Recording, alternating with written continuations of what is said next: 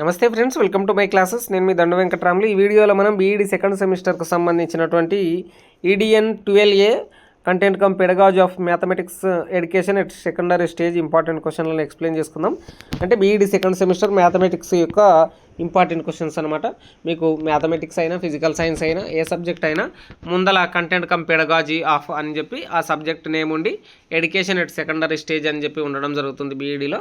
So ఓవరాల్గా ఈ 2026-27 academic ఇయర్కు సంబంధించినటువంటి ఇంపార్టెంట్ క్వశ్చన్స్. టోటల్ మార్క్స్ 70 మార్కులు థియరీ ఎగ్జామ్ ద్వారా రావడం జరుగుతుంది. పార్ట్ ఏ ద్వారా మీకు 20 మార్కులు, పార్ట్ బి ద్వారా 50 మార్కులు ఉండడం జరుగుతుంది. మొత్తం ఈ మ్యాథమెటిక్స్ సబ్జెక్ట్ కానీ ఏ సబ్జెక్ట్ అయిన కంటెంట్ కమ్ పెడగాజీ అనేటటువంటి సబ్జెక్టులో ఓవరాల్గా 100 మార్కులు ఉండడం జరుగుతుంది. 100 మార్కుల్లో 30 మార్కులు కాలేజ్ వాళ్ళు ఇస్తారు. ఇంకా 70 మార్కులు అనేటటువంటి థియరీ ఎగ్జామ్ ద్వారా రావడం జరుగుతుంది. Question paper pattern part A part బిగా ఉండడం జరుగుతుందన్నమాట. సో ఇక్కడ మీకు క్వశ్చన్ పేపర్ అనేటటువంటిది కంప్లీట్గా ఇంగ్లీష్ మీడియంలోనే వస్తుంది కాబట్టి మీరు తెలుగులో అయినా రాసుకోవచ్చు, ఇంగ్లీష్లో అయినా రాసుకోవచ్చు, కానీ క్వశ్చన్లను మాత్రం ఖచ్చితంగా గుర్తుంచుకోవాలి. అందుకోసం నేను చెప్పేటటువంటి ఇంపార్టెంట్ క్వశ్చన్లను నోట్ చేసుకోండి. వాటిని మీరు ఆన్సర్స్ అనేటటువంటి చాట్ జీపీటీ ద్వారా కావచ్చు, ఎనీ మీకు సోర్స్ ద్వారా నేర్చుకొని రాస్తున్నట్టు సరిపోతుంది.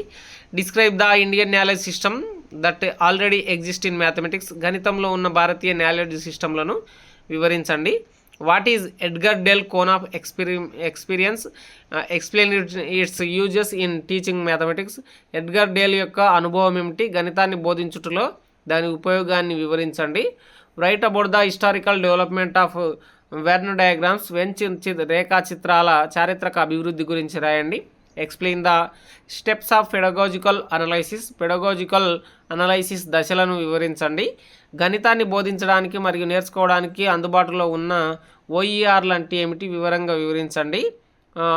What are the OERs available to teach and learn mathematics, explain in detail.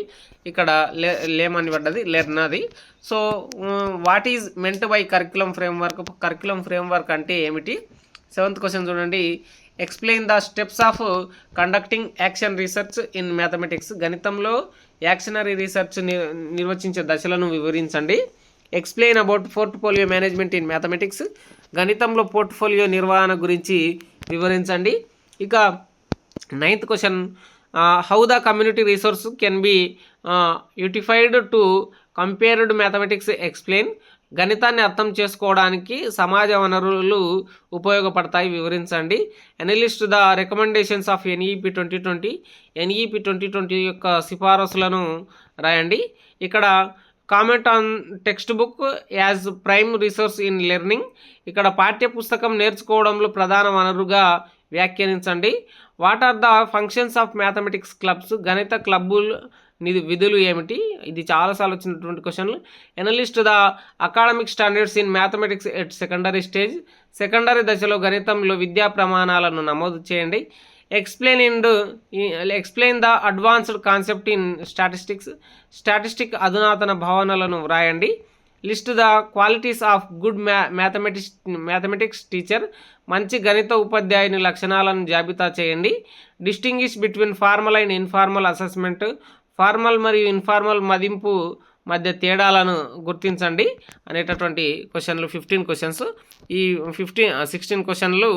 ఈ 16 క్వశ్చన్లకెళ్ళి దాదాపు అన్ని క్వశ్చన్లు మ్యాథమెటిక్స్కి సంబంధించినటువంటి కవర్ అవుతాయి. ఇది బీఈడి సెకండ్ సెమిస్టర్కి సంబంధించినటువంటి మ్యాథమెటిక్స్ ఇంపార్టెంట్ క్వశ్చన్స్. మీ ఫ్రెండ్స్ అందరికీ షేర్ చేయండి.